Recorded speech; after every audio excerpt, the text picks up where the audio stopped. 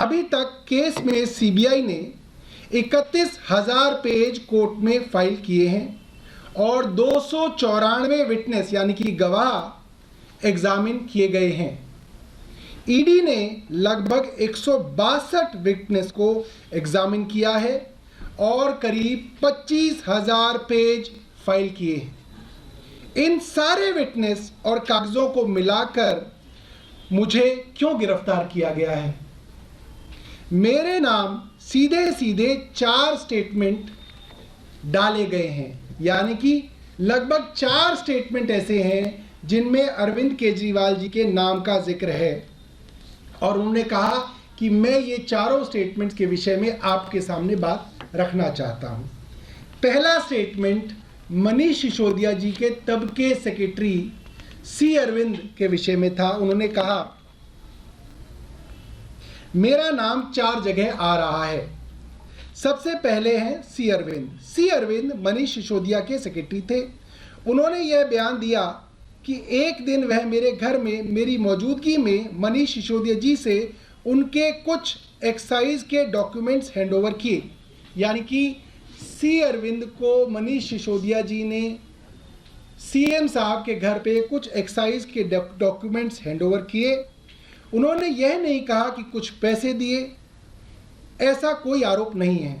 Madam, मेरे घर पे ढेरों विधायक, मंत्री और अधिकारी आते हैं, उनके सेक्रेटरी आते हैं, वह आपस में खुसर पुसर करते रहते हैं और कई कागज़ एक दूसरे से एक्सचेंज करते हैं। मुझे क्या पता कौन किसको क्या दे रहा है? क्या यह बयान एक मौजूदा मुख्यमंत्री को गिरफ्तार करने के लिए काफ़ी है? उन्होंने कोर्ट के सामने अपना ये सवाल रखा। उसके बाद उन्होंने दूसरे गवाह के ऊपर आए जिनका नाम है मुगुंटा श्रीनिवास रेड्डी, जिनको MSR भी कहते हैं, जो जगन रेड्डी की पार्टी के सांसद थे। MSR एक दिन 16 मार्च 2021 को 4:30 बजे उनके दफ्तर में आए। इससे पहले उन्होंने 10 दिन पहले अरविंद केजरीवाल जी को चिट्ठी लिखी कि मैं एक सांसद हूं, मुख्यमंत्री से मिलना चाहता हूं। अरविंद जी कह रहे हैं मेरे ऑफिस में उन्हें 10 दिन बाद मिलने का समय दे दिया गया। वह 4:30 बजे मेरे पास मिलने के लिए आए। मैं किसी वजह से जल्दी में था तो उन्होंने मेरे से कहा कि मुझे दिल्ली में अपना फैमिली चैरिटेबल ट्रस्ट खोलना है, उसके लिए मुझे ज़मीन चाहिए। हमने कहा कि ज़मीन हमारे अंडर नहीं आती, LG साहब के अंडर आती है। आप चिट्ठी दे दीजिए, मैं LG साहब को फॉरवर्ड कर दूंगा, यानी कि पहुंचवा दूंगा। 16 सितंबर 2022 को उनके घर पे रेड पड़ी। उनसे पूछा जाता है कि क्या आप अरविंद केजरीवाल जी से मिले? उन्होंने कहा कि जी हाँ, मैं मिला और मैंने अरविंद केजरीवाल जी से अपनी फैमिली के ट्रस्ट के लिए ज़मीन मांगने की बात कही थी। 16 सितंबर, ये जो स्टेटमेंट है ये 16 सितंबर 2022 को सेक्शन 17 में ली गई थी। ये एक PMLA का सेक्शन है। 5 महीने बाद यानी कि 10 फरवरी को उनके बेटे को गिरफ्तार कर लिया जाता है। मुगुंटा रेड्डी के बेटे को गिरफ्तार किया जाता है। उसके बावजूद वह अपने पुराने स्टेटमेंट पे कायम रहते हैं। जब 5 महीने तक उनका बेटा गिरफ्तार रहता है तो बाप टूट जाता है। 16 जुलाई को उसके पिता अपना स्टेटमेंट बदल लेते हैं, यानी कि राघव के पिता मुगुंटा रेड्डी अपना स्टेटमेंट बदल लेते हैं।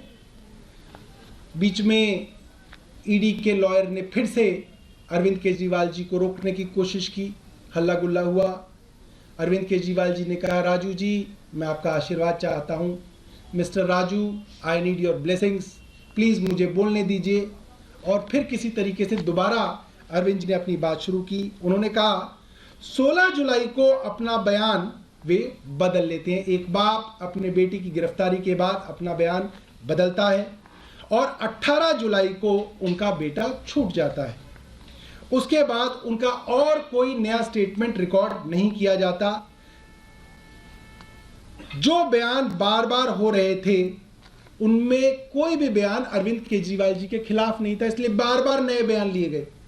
और जैसे ही अरविंद केजरीवाल जी के खिलाफ बयान दे दिया गया, फिर कोई और बयान की जरूरत ईडी को नहीं थी।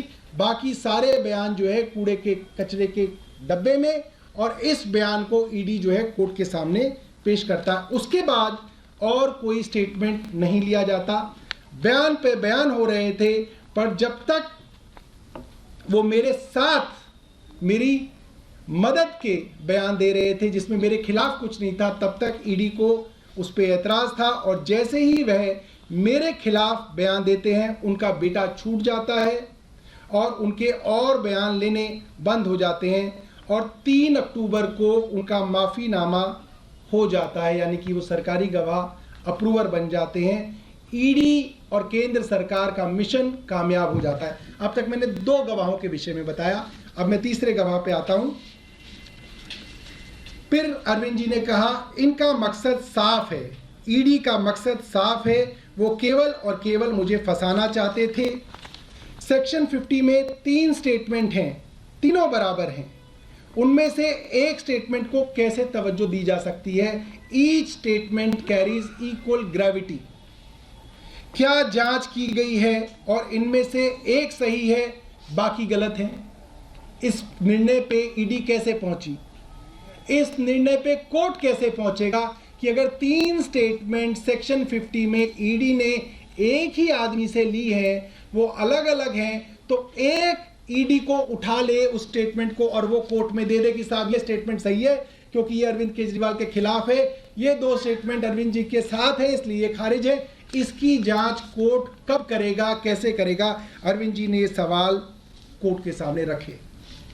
जो 25,000 पेज ईडी ने फाइल किए हैं, उनमें 25,000 स्टेटमेंट्स में, उन 25,000 पेजों में जो चीज़ें अरविंद केजरीवाल के खिलाफ हैं, सिर्फ उन चीज़ों को लगाया गया है। बाकी 2 स्टेटमेंट जो अरविंद केजरीवाल के खिलाफ नहीं है, उन 25,000 पेजों में से वो पेज हटा लिए गए हैं। आखिर ऐसा क्यों है? यह तो गलत है।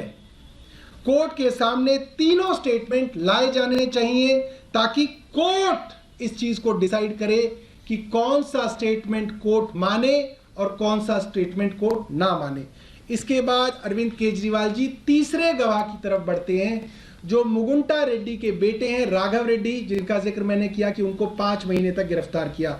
तो अरविंद केजरीवाल जी ने कहा तीसरा स्टेटमेंट उनके बेटे का है।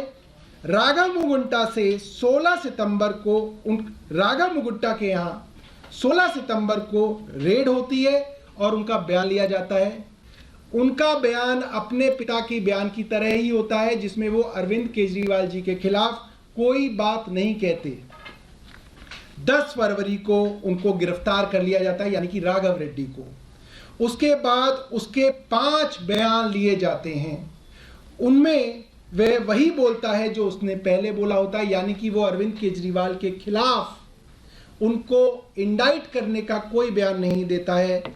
5 महीने तक उसको जेल में रखा जाता है। आप समझ सकते हैं, एक मेंबर ऑफ पार्लियामेंट और एक बड़े बाप के बेटे को, एक करोड़पति अरबपति आदमी के बेटे को 5 महीने तक तिहाड़ में सड़ाया जाता है, मगर वो अपने बयान पे कायम रहता है। उसके बाद 16 जुलाई को जब उसके पिता अपना बयान बदलते हैं अपने बेटी की जेल के कारण, तो 18 जुलाई को उस बेटे की जेल से जमानत हो जाती है।